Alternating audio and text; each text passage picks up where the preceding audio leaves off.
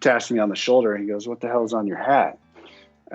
So I start showing it to him, and there's interested, and then there's like this guy he took it off. He was taking a real deep look at it and said, "Hey, sorry, man, I'd give you one if I could. I just got cleaned out on the way up. But why don't you write down your info for me, and I'll get you one in the mail." Shake his hand. He walks off and take a look at his card, and it ended up being the CEO of Orvis at the time.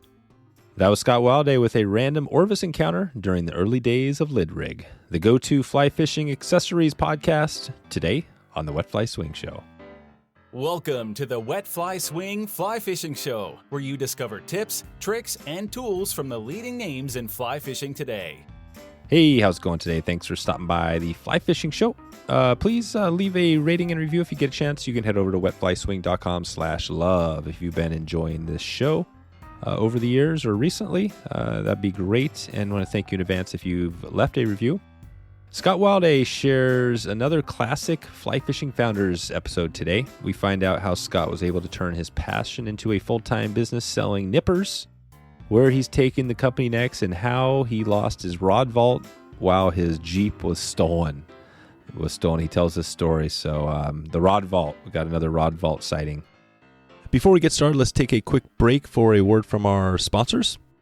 In today's world of mass-produced products, Stonefly Nets has reclaimed the tradition of handcrafted care with their custom wood landing nets. Stonefly's goal is to create a unique custom classic wood net that are second to none in quality and can be customized for that little extra touch. Please head over to wetflyswing.com/stonefly to get your custom net today. That's wetflyswing.com/stonefly to get started right now. So, without further ado, here is Scott Wilday from LidRig.com. How's it going, Scott? Hey, Dave, how we doing? Good. Belated 4th. Yeah, that's right. Yeah, we're a couple days after. It was our stuff was kind of canceled where we were at. How was it where you were? Was it back to normal? Oh yeah, we had the arsenal out. Nice. So, we're out of Denver, but if you drive, couple hour and a half, 2 hours up into Wyoming, you can pick up the good stuff. Oh, that's cool. There you go, Wyoming. Yeah, we're heading to the Cody, Wyoming range in a couple weeks. So haven't spent a ton of time out there. So it'll be maybe I'll have to pick your brain about some fishing here if we have time. As far as where to go, it sounds like you probably want a good fisher. I'll introduce you to some good fishermen. Oh, good, good. Yeah. There you go. Yeah, that's right. Cool, man. Well, this is gonna be fun. I'm not sure where we first connected, but I've been using your product, the nippers. We're gonna dig into that, but maybe a little bit on fly fishing accessories to help somebody understand what's out there. Your product is obviously, newer than, some of the other stuff maybe. Well, I mean, I've been using a number of different nippers over the years, and we're going to talk about why yours are better than, say, a fingernail clippers, which I've used in the past. And it's kind of funny. But before we get there, let's talk about how you first got into fly fishing. Yeah, sure. Looking forward to covering it all. But it's kind of interesting just because I'm relatively new to the fly fishing space. So I grew up fishing, living on a lake out here in Denver. So I've always been around it, but I'm the oldest. I've got 2 younger brothers. The middle brother is a huge fly fisherman. So he's been, or was trying to get me into fly fishing. And it's kind of like golf, right? When you first start, it's pretty frustrating, especially when the guy right next to you is yanking out fish and you're tangled all the time. Yeah. So, and it happens to be your younger brother. Yeah, that doesn't help. But, it really probably got into it heavily the past 6 years, I'd say. And, a lot of that stemmed from, I actually had a healthcare tech company that I sold and was kind of looking for, my next project, and looking at industries in general, what can I be passionate about and what do I like to do, enjoy doing, and it was golf and fishing, and here we are today. So now it's just a massive part of my life, and I'm so thankful that I've actually been able to focus on LidRig full time for the past couple months now, and meeting a lot of cool fishermen, getting on some interesting new waters around the country, and yeah, it's been a blast. That's amazing. Yeah, this is, I think, and I love that you said, full time here, because I think that's pretty amazing right there. The fact that, and I'm sure you're into other things you have going and plans and things, but, literally a nipper, right? We're talking about, and going full time, because we've talked about that a number of times. And I'm trying to think the last person we had on that was talking about that, because there's some people that are able to do that and some people that struggle with it. And I had a listener who just reached out to me. He had a question about just getting into the industry. So I hope to touch on that I think that was Skylar on Instagram had that question. Because I think it is a big pain point, right? How do you, it's a struggle for some people to make a full-time thing out of it. But you've done it. So I want to dig into that and unpack that. But before we get there, just talk about, first describe the LidRig. So somebody who's new to it, and we're talking about nippers, maybe talk about how this thing's different than just your basic like nail clipper. Sure. Actually, I might keep you on your toes a little bit. Yeah. And now that I sent you one, you've had a chance to test it out. Yeah. So, going from fingernail clippers to a LidRig, just from a consumer standpoint, I'm curious, what do you think's different? Totally. I'm glad you switched that around, because I think, and like I said, I have used everything. I mean, I've got, I think I've got some Loon, which kind of look like yours a little bit. They're kind of that bigger, bulkier thing, but well, not bigger, bulkier. I mean, they're compact. Are you calling me big and bulky? Not bigger, but big and bulky compared to my fingernail clippers, right? I've got these. You got these. In fact, I'm trying to think. When I went up to the last time we were up in Canada, I picked from a little store up in Canada on the way up to BC. I picked up a little clipper. It had the Canadian flag on. They were literally fingernail clippers, but they had the Canadian flag on them, and I used those things for years. It was kind of like. But it's so funny, because once you grab your thing, you realize it's just what's the best word for it? It's easier. It's more. It just fits your hand better. You know what I mean? It's just easy. It's like, when you have to clip something, a lot of times I'm always like, oh, I got to clip something. But with yours, you're literally like, you kind of enjoy it. It's right there on your hat.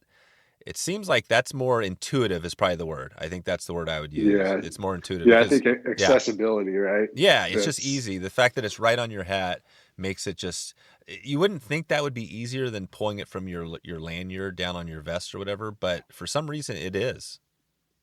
That's the hurdle. From LidRig's perspective, it's if I had a nickel for every time somebody told me I've been using – fingernail clippers for the past 25 years, and I'll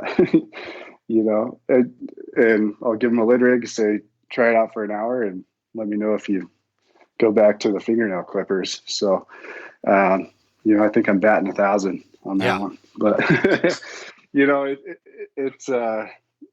think accessibility is probably what stands out, and the original concept, the clip can go on your hat. Yeah, but it can also go on straps. You can put it on a lanyard as well. And, as things have progressed here, we've got a bunch of new products and stuff that, it's really, that's my focus, right? I fish lakes, I fish rivers, I float, I do a lot of different types of fishing, and just having something that's right there and ready. Because I'll wear it around town, and you get a lot of questions about it, that's for sure. But having something there that kind of fits will make the products and they'll fit into your fishing lifestyle. Is how I look at it.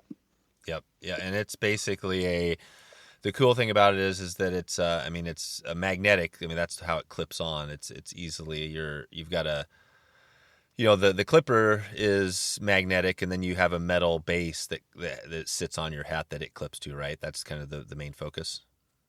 Yeah. So the elevator pitch, the magnets are pushing against each other in the nipper body. So there's no springs or anything in the middle, which, tend to break or wear out. So that's pretty cool. And then just with that design, exactly, it'll magnetically attach to the clip, which is also diamond coated. So you can actually sharpen the nipper blades or hooks as well, knives, that kind of thing. So but yeah, that's been pretty interesting. I mean, and why I flipped the script on you, that's my MO. I mean, I'm probably on version 27 at this point of the LidRig, so, but it's constantly getting feedback on what do you like, what do you not like. You're not going to make everybody happy, right? But for example, the first version only had magnets on one side and no lanyard access, and it's been a learning process to get it to where it is today, and it's still not done, but it's in a great spot, and people seem to be enjoying it. So. And I know the story is pretty cool, how you connected to, I think Fishpond early, and then you had a connection with Orvis. You've had all these cool things, I think, people that have, I guess, kind of like mentors that have helped you, get along. What would you attribute the fact that you've been able to bring this thing into a full-time venture with? I mean, literally, we're talking about just nippers, right? I mean, is that you're selling enough units of these things to make this full-time? Yeah, that's where it started. But, we do have some other products now, which are in that magnetic vein, if you will. So, and I think, did I send you the new slap bracelet? Yes, we've been deal? Yeah, but I've been using that. It's definitely we can talk a little about that too. Yeah, so things like that, some metal stickers basically that you can stick to coolers, dashboards, boats, stuff like that. Working on another really, really cool prototype. I think I've cracked the code. There's some products out there, and I don't want to jump the gun on the accessories side of the conversation, but there's I'm sure you've seen the patches, right, where it's half foam, half magnet. Yeah, it's like that fridge magnet that never works, or you kind of wonder why it's even there. So basically, I think I've cracked that code. And have got some really cool stuff in the works that we're working through some prototypes on right now. Oh, so. Cool. All right. Well, yeah, maybe since you mentioned it, let's dig into a little bit, and we'll kind of mix in a little LidRig as we go. But as far as accessories, I was trying to think, you got somebody coming in here and maybe they're new to, let's take you, right? Let's go back 6 years when you first got into fly fishing. You probably weren't quite sure what you needed for fishing accessories, but I mean, nippers are one of those things. What are the other things? What are the other must-have things that are out there? And then we could dig into a little bit more on, some of the stuff out there. So other than nippers, what else do you have on and are you using a sling? What are you using for your vest? Yeah. So, well, I like Fishpond, right? Just given the backstory, but I've got a little sling pack that works out great. It's just over the one shoulder. I've had that for years. I've tried other stuff. I was kind of thinking about switching to a backpack, maybe, just because I've kind of been getting into some more serious stuff where it requires hikes and alpine lakes and stuff like that. So. A little more storage space in a backpack type setup might help, but that thing's tried and true, and I've looked at some Umpqua packs as well, and I guess this is kind of a unique approach, if you will, but being a new guy in fly fishing, I just saw all these guys with just tremendous amounts of gear just hanging off of every limb, right, around their necks. And it's just like, how is that? How do you need that much stuff? That was my first thought. So, I really try to scale it back, which is also part of the creation of LidRig. It's kind of the minimalist approach, and the less gear I can have on me, the better. So yeah. No, I hear you. It's funny. I always think, I go back to myself when I was, as a little kid getting started. My dad had a little fly shop, and I mean, I had everything on that vest. I had this teeny nymph vest. I had everything hanging off you could imagine. I mean, even fly boxes were hanging off. You know what I mean? It was one of those things where it was kind of fun to have the gear, But as you get into it, you realize like it's better to be streamlined, and for sure, decreasing the stuff hanging from your vest is a better thing. And so you mentioned Fishpond, you mentioned Umpqua, two of the big, as far as accessories, they have the bags. What else do you have if you opened up your bag, other than fly boxes and that sort of stuff? What else do you have anything else that's in there that's important for accessories? Yeah, there's a cool company out of Colorado as well, Ninja leader system. They had reached out, great guys, but if you're not throwing streamers, you're nymphing, and they have this whole system that it's basically a ready-made leader with the indicator already on there, and the tippet ring and different sizes, things like that. So that's really kind of helped streamline my process. So when I'm getting rigged up, the day before, night before, I've got all my flies ready, locked and loaded, right? So the system makes it super easy to change out, multiple flies as the day progresses. So that's been a game changer for me. Are these leaders that are kind of pre-built, or describe what they offer? Yep, they're pre-built. I think I've got one laying around here, but it's developed by a guide, a couple guides, I think, one out of Silverthorne, one out of Durango. Tyler Boroff he's a guide, fly tire, super nice.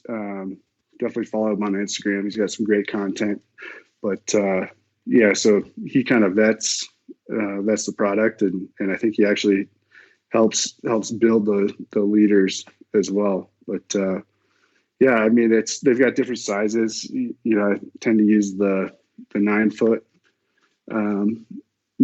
length leader, and then drop that off to the tippet setup, and but they do have different sizes as well.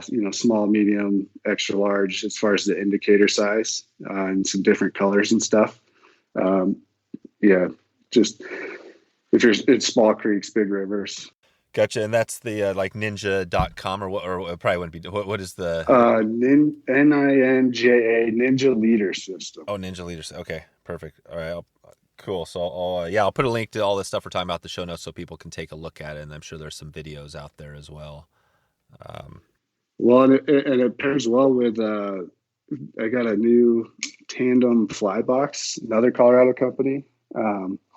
They sent me one to take a look at, and great setup. So it's a smaller fly box, but it's got sleeves inside that you can detach or change out. So, I'll get everything rigged up. I'll have my Colorado River sleeve ready to go. Change that out for my lake sleeve, that kind of thing. So that's those two together. I'm a believer. What's the name of the company? Tandem Fly Boxes. Okay, Tandem Fly. Okay, perfect. So that makes sense. So that's the fly box end, and again, I'm just opening up your. We're going to dig through your pack here. So it's if you have the Fishpond Sling. What about do you work any of the pliers or any of that stuff? I've got Forceps. And I do have pliers now, just purely because I'm working on some various prototypes. But it's never been a other than Forceps, it's never been a huge component for me. Yeah. I keep it pretty. Yeah. pretty simple. Are these forceps like out of your doctor's office, or is there a brand? Yep. Yeah. Yep. I did grab some Loon forceps recently. I haven't used them yet, but Yeah. Gotcha. Yeah. it was time to upgrade. Yep. Yeah. Loon has a lot of stuff going too. What about a net? Yeah. I had the Fishpond short net, and I think I lost that, or I'm pretty sure my brother probably stole it. Yeah. But well, and we all live on the same street, which is. Oh, cool. So who's the better fisherman now? Your brother, your little brother, or you? It depends on who you ask. Yeah. But no, I'd say my younger brother. Yeah, I mean he's the real deal. Does he still fish more than you?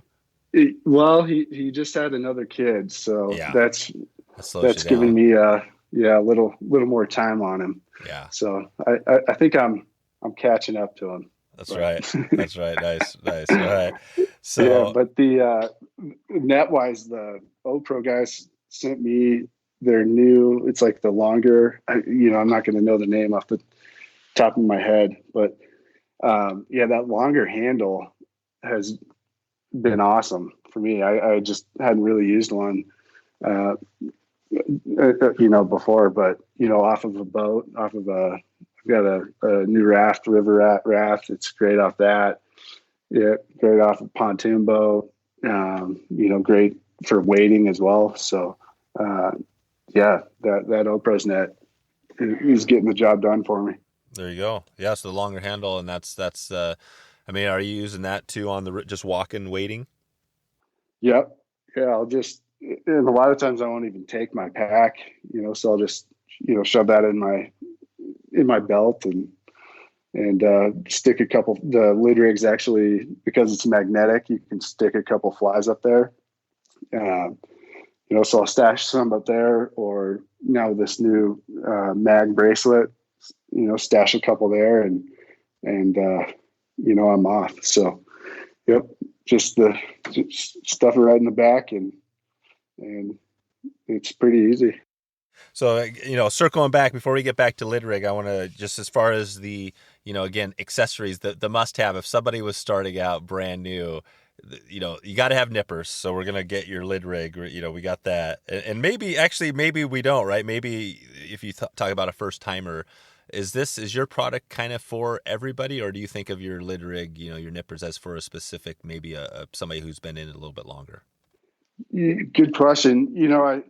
I think it's for everybody, and I'm basing that off of just growing up fishing, right? And I've been teaching all these little kids how to fish recently, and they're getting a kick out of it. So I do think it's for everybody, and I'm focused currently on more of the fly fishing industry or space. Just because that's what I know and I love. But, I do think conventional fishing, bass fishing, there's a big business opportunity for LidRig there as well. But yeah, teeth, right? You can cut line with your teeth. Yeah. Which is free for now until you go to the dentist. But, it's a long answer to, I think the LidRig kind of fits into anybody's fishing needs. Yeah. And I'm just thinking a little more about, as we're moving down this. So a couple of things we didn't mention, I'm curious if you use it all, is a thermometer. That's one thing. Is that something you have in your satchel there? I do have one, and listening to guys like you, I've come to realize how crucial that actually is on the water and the time of day. So, it's a newer product in my arsenal, but it is also part of our roadmap here as far as prototypes and stuff. So, I think it is crucial. I just haven't taken advantage of it as much as I should have. Yeah. What about and this is kind of getting bigger, more to the truck. But what about the rod vault? Do you have a rod vault on your truck? Oh, geez. I did. Did you hear our the episode of the huge fly fisherman we did? Or yeah. Yeah, I did. Yeah. Oh, cool. Yeah, I know Ben's not a fan of the rod vault, but you know, biased opinion. And I would have agreed with Ben, but you know, I got introduced to the guys over at Trxstle who make rod vaults, and phenomenal company, just salt of the earth people, and have loved working with them. But they sent me one of their rod vaults, and you know, I strapped it up to. I had it for about 2 weeks on my Jeep, and then my car got stolen. Oh, wow. With the rod vault on it, but it was awesome to have for the 2 weeks. No kidding. So you actually, you used, you God, that's crazy. And so that really sucks, but you enjoyed it. Yeah. The rod vault was helpful. It made it easier. Yeah. And they're pretty, well, at least around here in Denver, I mean, you see them everywhere, and you know, there's some competitors, right? I will say I like, it might be a biased opinion, but you know, I like the Trxstle carrier system because it's telescopic. So, yeah, so you could, rather than have it, you know, sticking way out kind of in your line of sight, like most of them, you could, if you're not fishing, right, and just driving to work or whatever, you can collapse it a little bit so it's out of your line of vision. But I thought that was super handy when I was using it. Yeah, it sucks, man. How did that? I had a car stolen a long time ago. How did that feel walking out? Is it just kind of you walk out the store and it's gone? Yeah, pretty much. It's more common. And I just straight up, I asked the cops. I was like, you know, what are the odds of me getting this thing back? And they said, well, you know, Jeeps, maybe 2 weeks. Give it 2 weeks and we might find it. If it was an F-150, that thing would be in Mexico by now. And sure enough, 2 weeks on the dot, got a call. Car was totaled.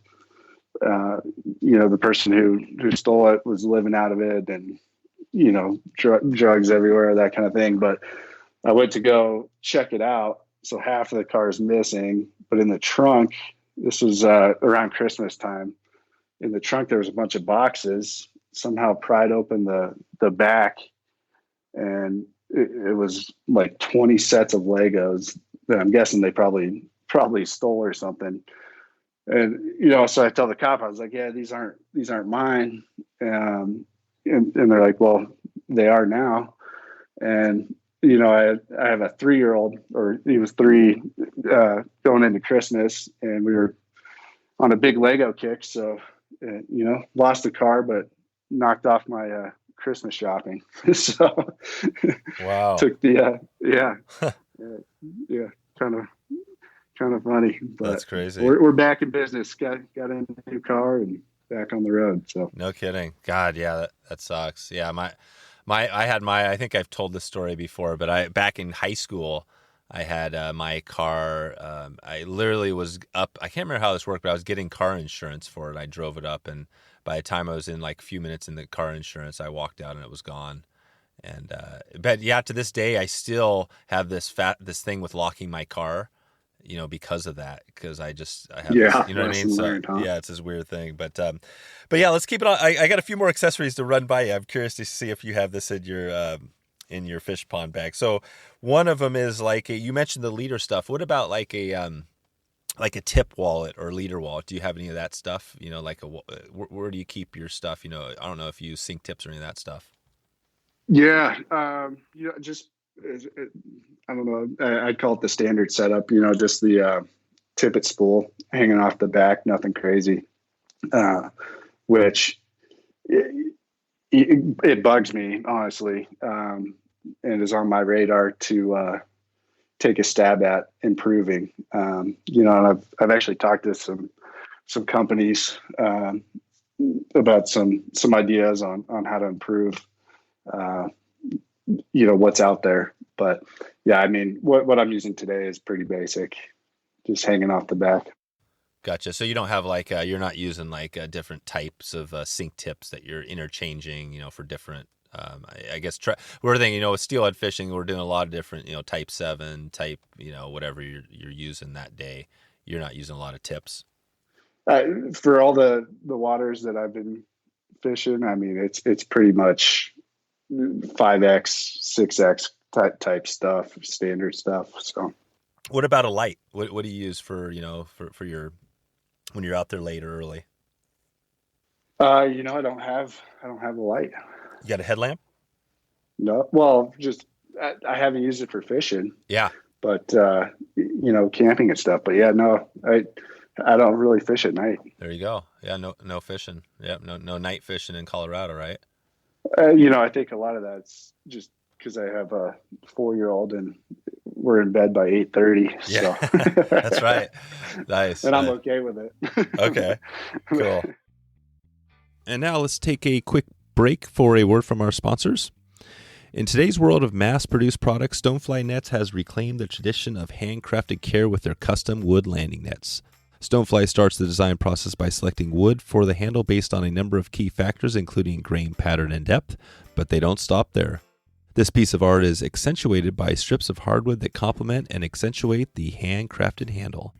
To be honest, I have never been a huge net guy, mainly because I didn't feel like my old collapsible net was easiest to use and was not easy on the eye, if you know what I mean. The Stonefly net not only looks beautiful, but has high-quality netting that is easy on the fish and will last for years to come. Stonefly's goal is to create a unique custom classic wood net that's second to none and can be customized for a little extra touch. For Ethan, the founder of Stonefly Nets, fly fishing has always had a traditional feel going back to fishing the 3-weight bamboo rod with his great-grandmother. When Ethan designs a custom net, it's his hope that others will create amazing lasting memories for years to come. Please head over to wetflyswing.com/stonefly to get your custom net now. That's wetflyswing.com/stonefly, STONEFLY, to get started right now. Okay, let's get back to the show. Well, there's a bunch of other stuff we could throw on this list, but I did want to just take us back because I don't want to miss a few of the things on the LidRig. And maybe you could just tell a story about maybe one of those stories. I know I'll put a link to Greg the Insider podcast where you talked about the fish pond and the influence there. But what do you attribute your success to? Is it just hard work, putting the head down and working 80 hours a week to do this thing? Or, how have you been able to do this in a few years? Yeah, that's a lot of it, and it is hard, right? It's one thing to have the idea. It's a whole different beast to bring it to market. And especially with a new concept, a new way to do something, it's so from a marketing perspective, that's been interesting. I'll put it that way. But I think I attribute a lot of what the product is today to the industry as a whole, and even social media. When I first was getting going, I had a vet working out of his garage, kind of getting his life back on track. And, I think I made 50 LidRigs starting out. And the first 2 shops I walked into bought the prototypes. So, I was kind of thinking, okay, this could be something. But that I knew it could be better, right? So via Instagram, mainly, I went out and found a bunch of people that know what they're doing around the country, right? Because I wanted saltwater feedback, I wanted small stream feedback, lake feedback. So there's probably a network of probably 30 anglers where, I sent them. I've been sending them prototypes, this entire time. What do you like? What do you not like? don't be bashful. Let me know. And the industry, just people who fish, I have found are just incredibly genuine and willing to help. And without their feedback, there wouldn't be, the LidRig wouldn't be what it is today. So that's been crucial. One of the things I noticed when I talked to you about it, because you sent me one I used, and is the thing that you've got this magnetic thing on your hat, which sticks really well. It doesn't move. It's good. But I was kind of like, how do you avoid losing it? Right? You're sitting there. You're in the middle, say in a deep run. If you drop it, it sinks to the bottom. And your advice was just like, act like it's your, whatever, your glasses or your phone or something like that you don't want to lose. But because I did lose, and when I was out there, I got into a spot. I tend to do a lot of combat fishing to get to spots sometimes that maybe people won't go to. And I was on my hands and knees crawling through some stuff, and I think I whacked a branch. You know what I mean? But any advice there as far as, has that been a struggle for people? It can happen, right? But I think with the magnetic connection, it is pretty strong. So yeah, if you treat it like sunglasses, on top of your head, they're there, right?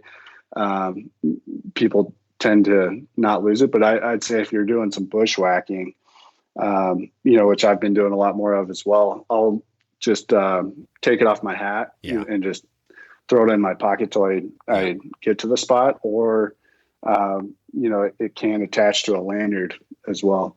Yeah. So you can just throw it on there. And the sunglasses. Go ahead. I do.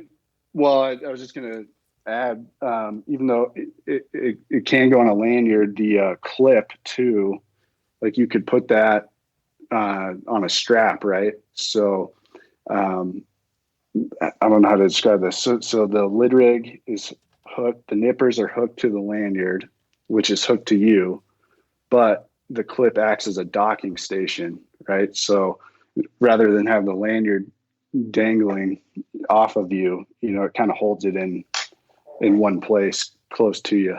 So that'll help. And that's a pretty nice feature as well. Are people using the lanyard, like they have it clipped to their hat and then they have the lanyard onto that? No, just it's probably like your existing lanyard setup, essentially. Yeah, it'd be just off your vest. But then, or let's say you had an old vest or something, so you would have it on the lanyard. Then you have it clipped to some other metal piece on your vest, or how is that clip? What's it clipped? Well, just that the clip that it comes with. Just take that off your hat, put it on your pack or strap or shirt or There you go. Somewhere, and it'll hold it right there for you. Gotcha. Okay, yeah, because the clip that you use that clips to your head is pretty. It takes a little bit of effort to get on, but you can take it on and off, and then it's got a little a thing on it that. Is there anything else I do love the diamond plate, by the way. The hook sharpener is another accessory that you could get separately. That I use all the time. I love keeping a sharp hook, and so you guys have that, right? Yeah.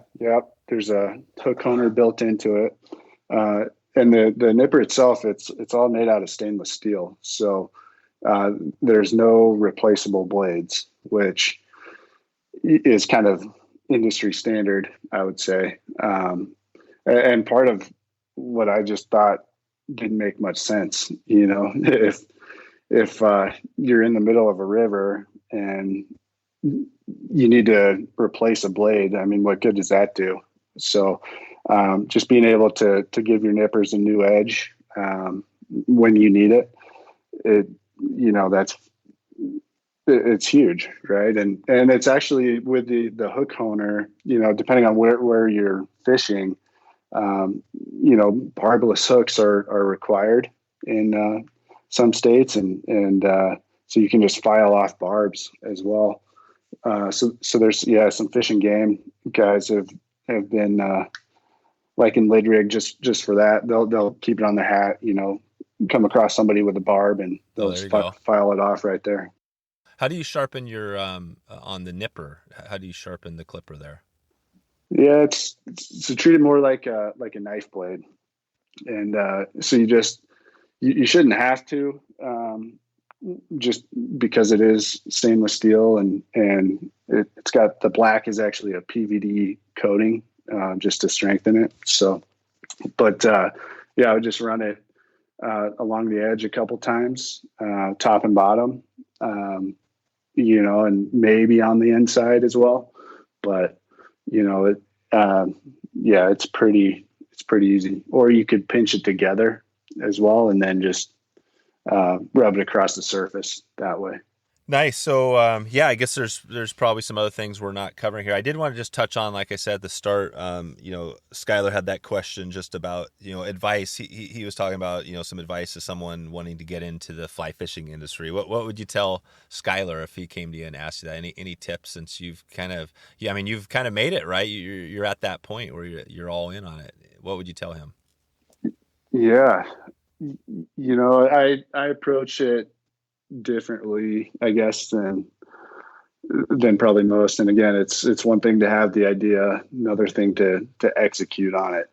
But I back into problems, right? And that's what I did in the healthcare space before. It's, what's not working, or what doesn't make sense in a system, and how do you improve it? But can you make money doing it?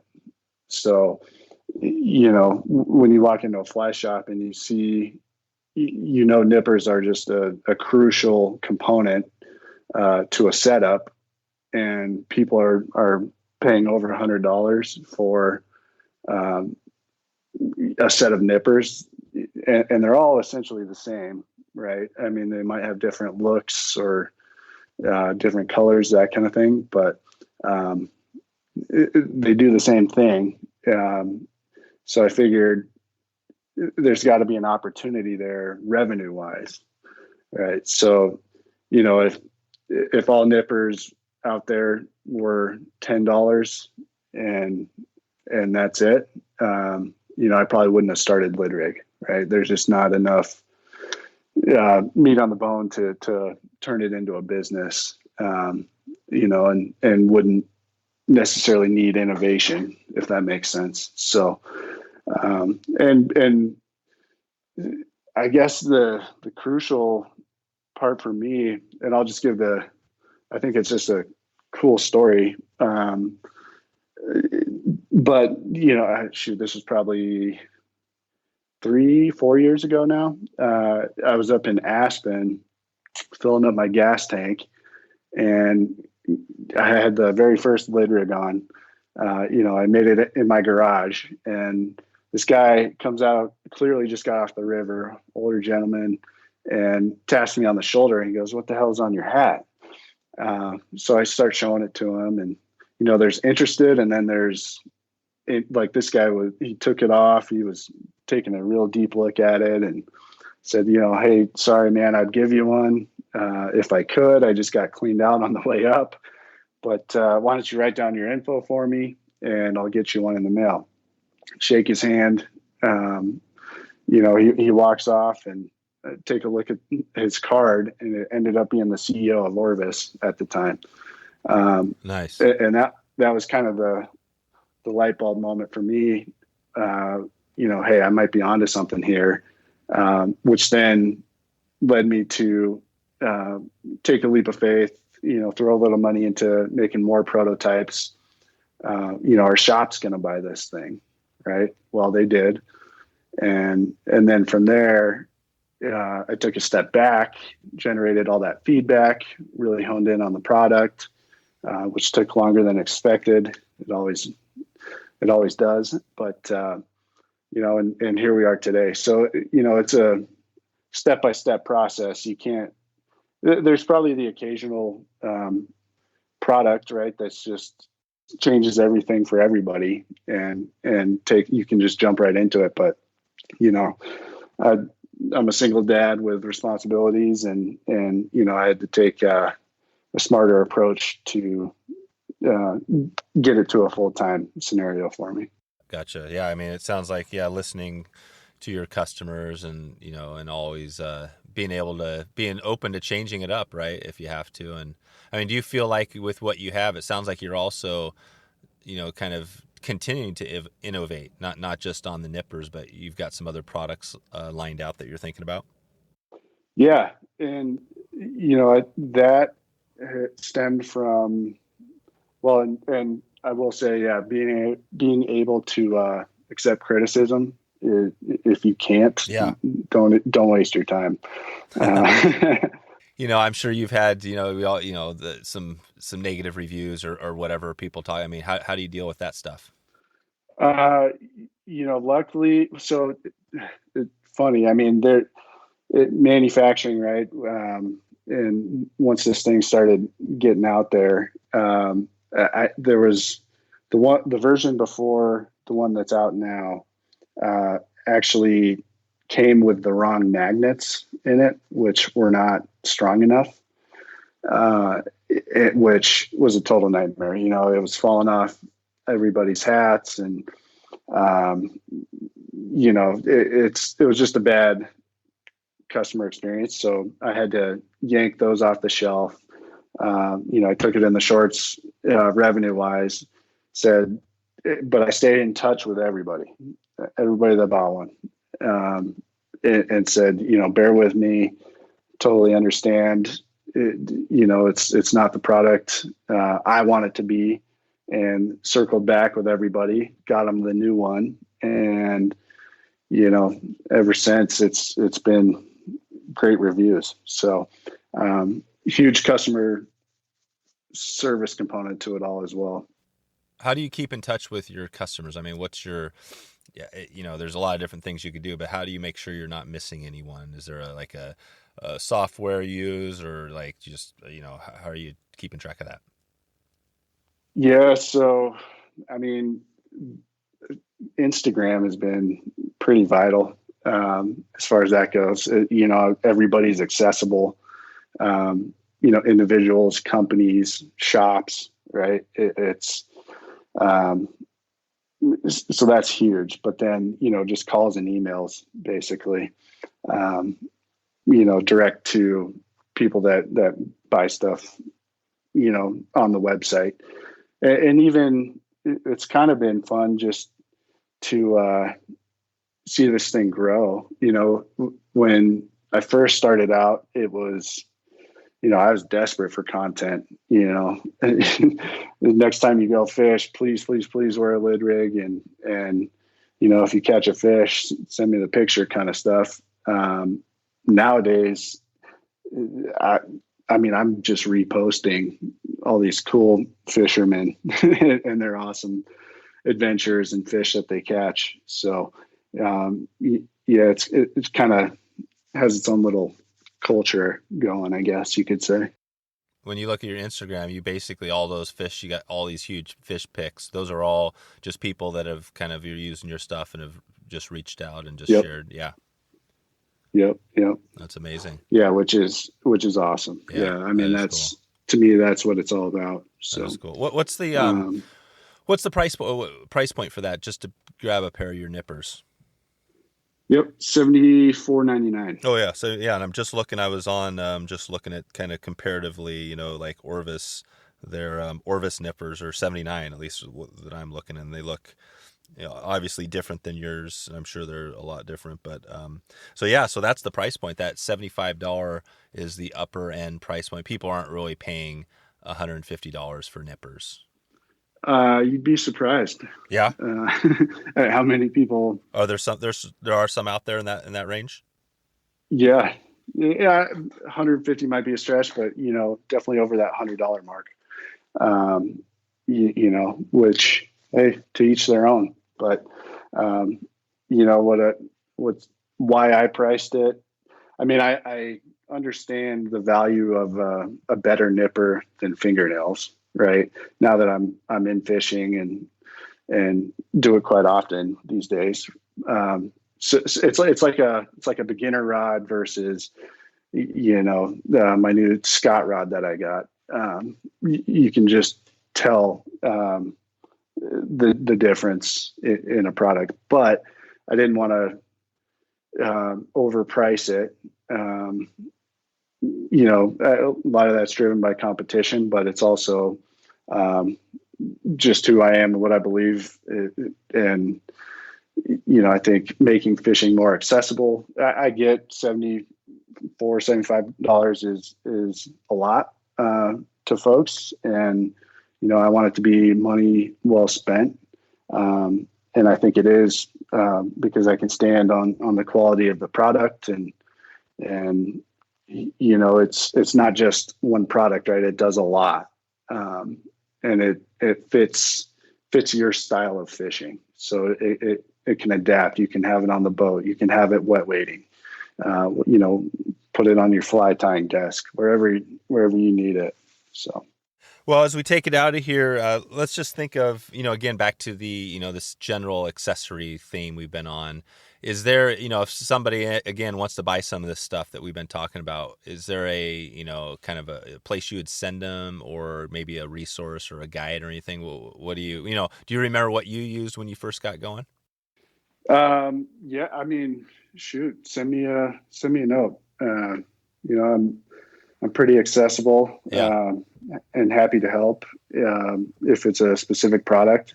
I think there are some good resources out there. Like we were featured in, what was it, Outdoor Canada magazine. Oh, really? Yeah, I saw that. Yeah, number or top fly fishing tool for 2021. Nice. I know Fly Lords has some gear guides as well. They're pretty knowledgeable in the space. They did a LidRig review as well. Oh, cool. So, yeah, there's quite a few of those out there, but also send me an email, scott@lidrig.com, or you can hit me up on Instagram. Happy to make intros or provide some more info. Perfect. So, and do you want to just highlight anything we talked about here, that you have upcoming? It sounds like you might have some new products coming. You want to just give it a little snippet, something we could expect? Yeah. I can't say all that much, but I think the next product could be even cooler than the LidRig, honestly. Yeah. And it's, again, my approach is more, it's in that magnetic vein. I'll say that, but and all these accessories. Yeah. I was gonna say, this is still something you could, people might hang from their vest. It's not going to be vest oriented. So, but it pretty much everywhere else. So yeah. But yeah, it'll be a good place for all these accessories and flies and stuff.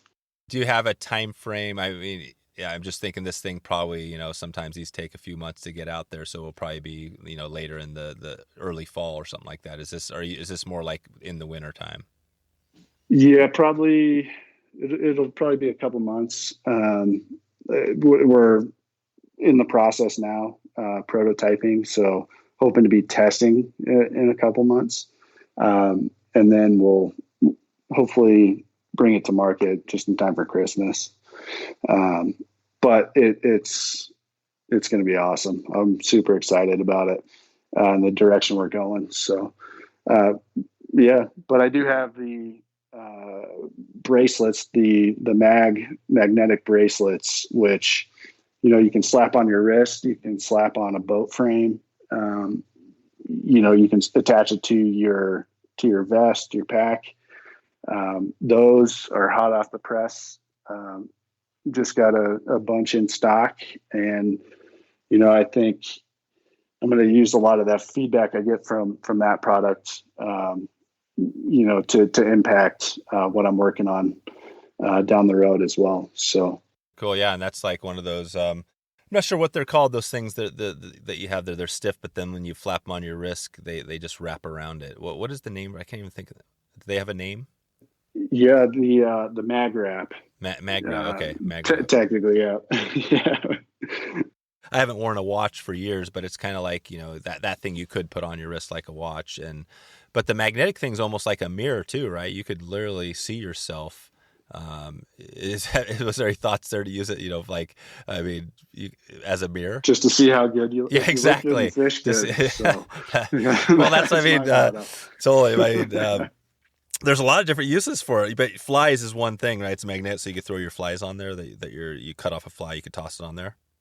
Yeah. So if you took that off of the slap bracelet part and you attach that magnet piece to your vest, right? Then you have a fly patch, a magnetic fly patch to dry stuff out. You can stash your forceps on it as well, your LidRig, obviously.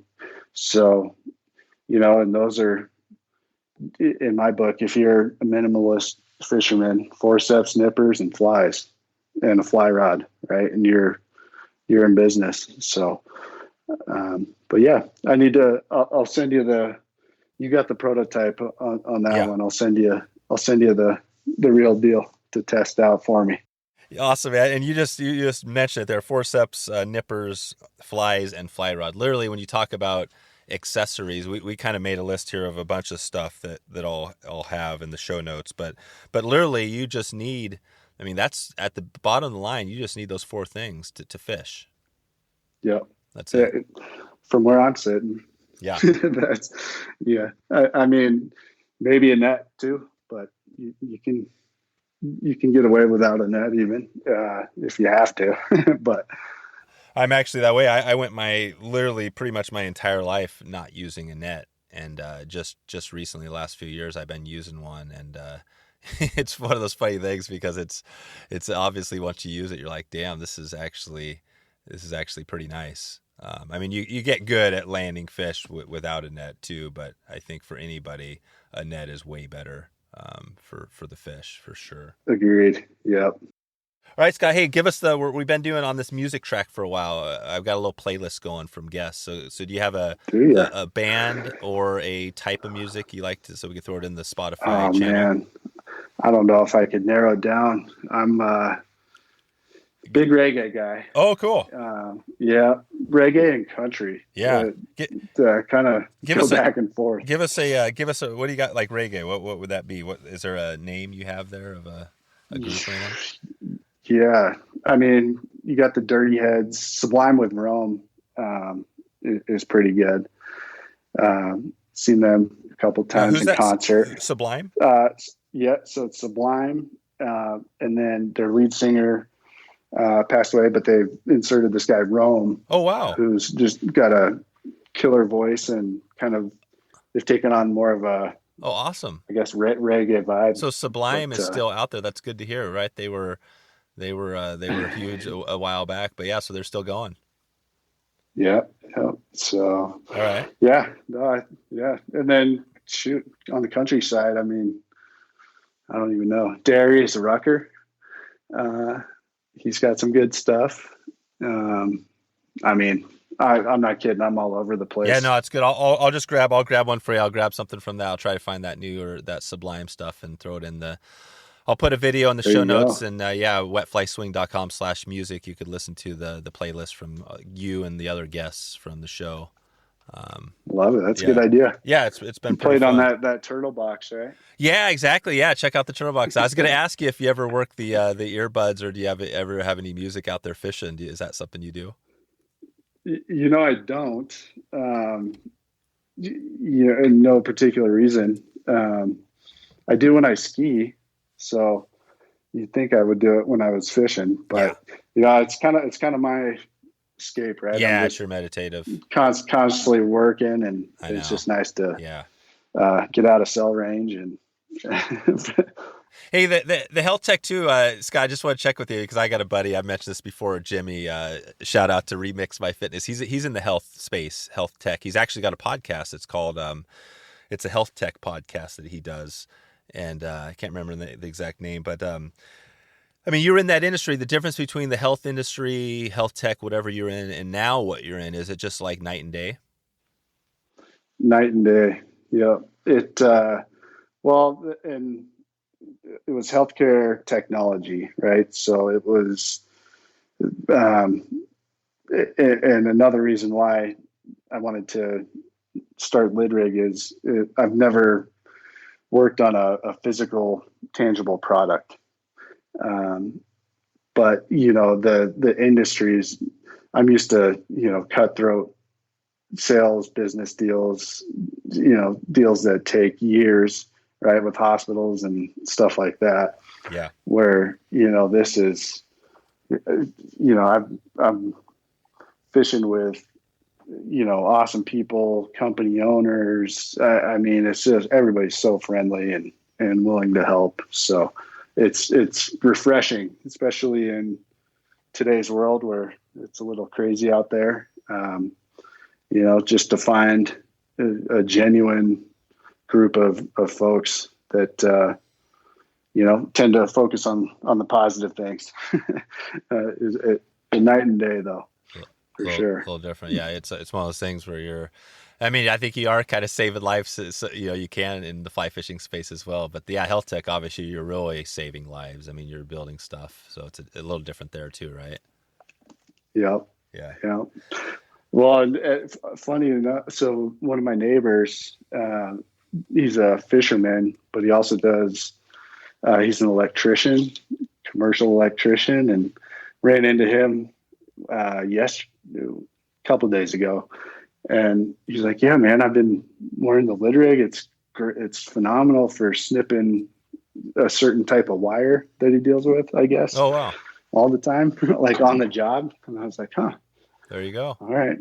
Yeah. Maybe there's applications outside of fishing. Even, maybe there's bigger. Yeah. And I know you've thought about that too. You got the fly fishing space, but you've also got just the gear fishing space, right? And there's a huge market out there, maybe even could potentially outside of fishing. I don't even know who else uses nip for, I guess, well, for toenails, right? We talked about the toenail clippers, right? I mean, are you thinking more that this could be, you expand more out that way, or do you keep doing more products just for fly fishing?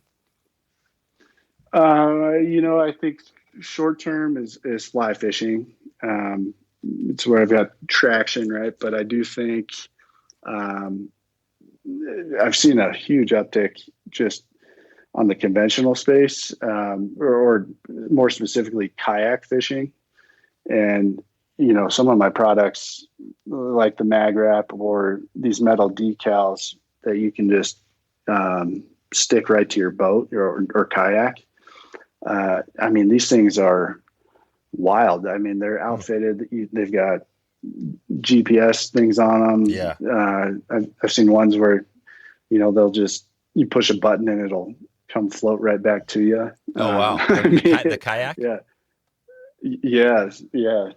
What is it? I think there's a company, is it Vibe Kayaks? I mean, there's a bunch out there. But, yeah. We just had Jackson Kayaks, which is a big kayak company, and they do it like they've been out there a while. But yeah, we talked about getting a kayak for fly fishing, and I was blown away by all the different models they have.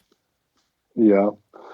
I will say, the guys over at River Rat, I just got my new raft from them, but, we're working on some stuff as well to kind of better integrate LidRig, kind of that magnetic concept, and this new product that's going to be coming out. So, I think that's probably a space that, I can transition into, and, ultimately and fly fishing, I haven't, I've really focused on the US for the most part. Although I'm shipping now to Canada, Japan, New Zealand, France, you shoot all over the place. So there you go. Can work on growing those markets as well. Yeah, you got all sorts of. That's awesome. What about we mentioned this at the very start? We're heading out to the Wyoming area. We're probably gonna swing through Yellowstone, and hit that a little bit. But did you, if I was hitting like the Cody, Wyoming area, is there any fishing or people that come to mind out in that area? Yeah, well, Yellowstone, I was up there not too long ago. I can get you in touch with some good outfitters there. I'll take a look on the map and report back. I do think there's a property pretty close to there. It might be an hour away, but I'll circle up, make an intro for you on that one. I'm doing kind of a family. We're doing a road trip out. We're gonna see some music and stuff. But I wanted to definitely hit some fishing. And my kids are young too, but they're casting the rod, and I'd love to. It's more messing around. When they're that age, it's kind of like we're not serious into it yet. But yeah, if I could find a cool spot, that would be amazing. Well, if you come on down to Denver, you got a place to stay. Yeah, man. Got room for the whole fam. So. I haven't been to Denver. Well, I think we're just kind of built. Well, I heard, I don't know, the COVID thing. Obviously, we're coming out of. I mean, we're fully out of here, pretty much. But yeah, you hear these things like there's little shots of it, coming up to the surface again. But anyways, I'm not too worried about it. I was just looking at a map here, but and you mentioned COVID, but I mean, a couple of months ago, Denver was pretty strict with all the mask regulations and stuff, and I drove up to Billings, just on my way up to Whitefish in Montana, but stopped in Billings, and it was like, what's COVID? Right. So it's just kind of, that's right. I think it might be, pretty open in Cody. No, yeah, you're right. Yeah, wouldn't be worried about it too much. That's cool.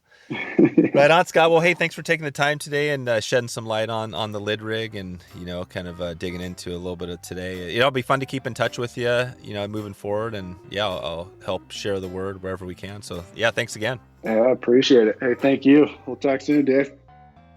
So there you go. If you want to find all the show notes, all links, and everything else we covered today, head over to wetflyswing.com/250.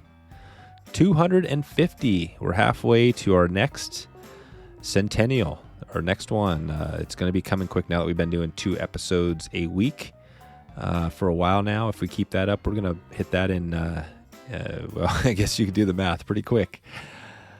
If you found this podcast helpful, please share it with somebody out there. You can head over to your app, there's a little button down there, and just click share, copy that link, and send an email to somebody just to let them know if there's somebody out there that needs some help.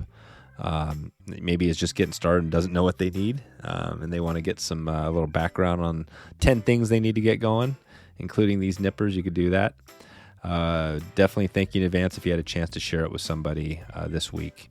Before we get out of here, I want to read a quick review on Apple Podcasts. This is from Shedhorn Creek on Apple Podcasts. Shedhorn says, 5 stars, great podcast. Dave's interviewing skills are awesome. I have been fly fishing for over 50 years, and thanks to this podcast, I'm still learning. Keep up the good work. Thanks, Shedhorn Creek. That's amazing. I appreciate the review. The reviews help other people, other folks out there find the show and help them appreciate some of the value we're providing here. So thanks in advance for that. If you want to leave a rating review, like I said earlier, wetflyswing.com/love. LOVE will get you there. That is a wrap for the show today. Appreciate you hanging in here and everything you do for the show. If you want to leave, reach out to me. If you have an idea for an episode or anything else, just send me an email, dave@wetflyswing.com. Or you can just DM me anywhere on wetflyswing on social. And give me a shout out. I'd love to hear how we're doing. And we'll talk to you soon. Maybe see you on the river or maybe online. Thanks for listening to the Wet Fly Swing Fly Fishing Show. For notes and links from this episode, visit wetflyswing.com.